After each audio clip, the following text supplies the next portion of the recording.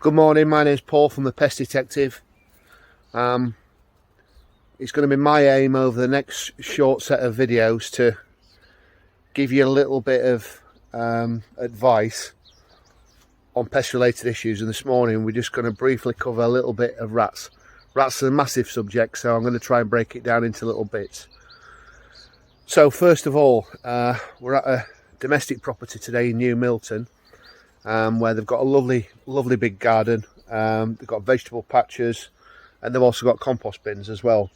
And this is an ideal opportunity to just show you we've got a lot of rat activity around the base of the garden, where there's little burrows going underneath the fence line around there. First thing to note, once rats get a food source within 30 metres, also probably have a nesting area as well, and that nesting area is probably going to be either in a bank somewhere or underground, such as a shed or a summer house, and we've got them all here. So I'm just going to swing round the camera so you can see. So we're at the base of the garden, bottom of the garden, fence line all around, lovely rural area, and there's a lot of rat activity. So if I'm just going to bring this down to you now, you can see that there's little burrows, shell scrapes, burrows, whatever you want to call them, next to the fence line. Rats love a good fence line. They like to keep next to that. It aids them in the navigation at night time. And there's another little burrow there, same here, where they're tunneling underneath that, look, you see, and all the way along the fence. Now I found out the reason why they're going under the fence line is because next door neighbours keep chickens. Now chickens are a massive draw for rats because of the way that chickens feed, and there's obviously chicken feed, and that draws rats in, and chickens peck at food same as what pigeons do and all birds do. And the residue that they leave down on the floor attracts the rats. And it's the same again with this garden out, going up, little nut feeders. Seems pretty harmless to you, and it seems the birds, and that's great. But when you get rats coming in, the birds peck at the actual nut.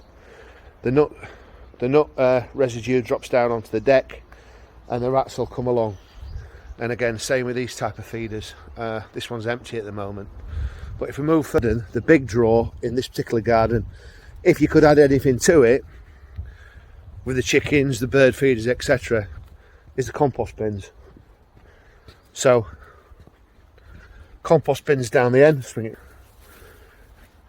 Compost bins are fine if you're going to use the plastic ones and you put them on a hard standing. If you don't put them on a hard standing, which this one isn't, the gentleman, the owner of this property, he found a rat foraging in the actual bin. We might be lucky if we get one here, but I doubt it.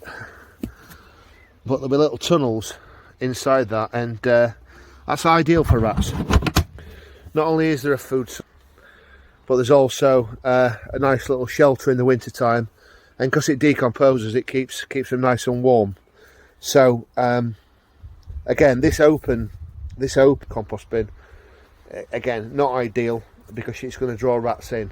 So there's lots of things to take from here this morning, in the fact that if you're going to have a compost bin in your garden, make sure it's on a hard standing. If you're going to feed the birds, try and find something where the residue of the food that the birds are feeding off, such as fat bombs and peanuts, etc., isn't going to fall down onto the floor, because that's going to attract rats. And if you're going to keep chickens, again, just be aware that it's a huge rat magnet. And again, it's not just you that's going to be affected by it, because rats generally won't forage further than 30 metres. Your neighbours are going to suffer with rat issues as well. And finally, where rats will tend to live will be under shed and under summer houses. So if you've got a shed, or you're thinking about having a shed built, make sure it's on a hard standing, and if not, try and think about proofing around the base of the shed, such as putting out stainless steel mesh around the base and go down 6 to 8 inches so the rats don't burrow underneath. Just little tips on how to avoid rat infestations. I hope this has been helpful to you. My name's Paul from the Pest Detective. Thank you.